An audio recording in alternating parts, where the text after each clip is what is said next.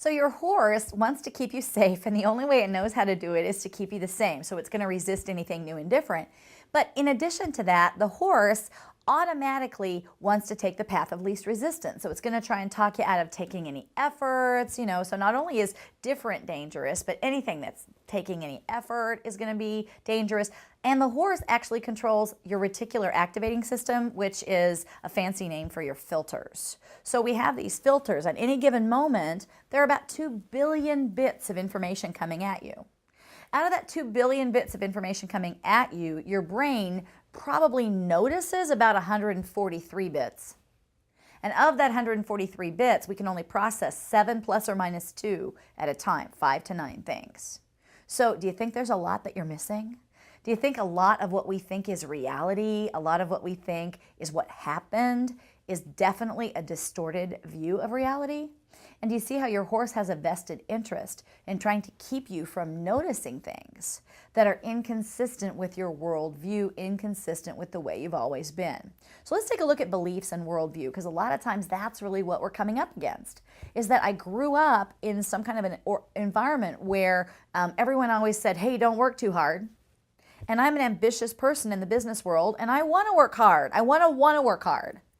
And I just have a hard time doing it because I grew up with this belief that, hey, don't work too hard. You see where I'm kind of stuck here.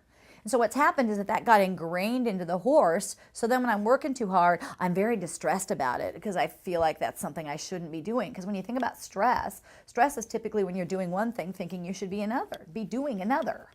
So what I want to do is I want to change my belief structure, because typically all the ways that you're already kind of doing and being and believing, you're probably going to stay with those. You're probably going to stay with those forever because it's so hard to change something that's been so well ingrained. But wait, we know that those got ingrained through practice and repetition. So things can be unlearned and relearned.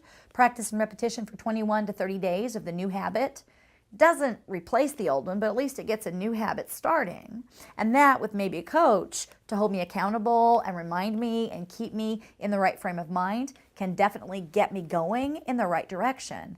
But I'd like you to also consider that a really good way to change your behavior might not be to force yourself to do what you don't want to do. In other words, forcing yourself to do things differently than the way you feel.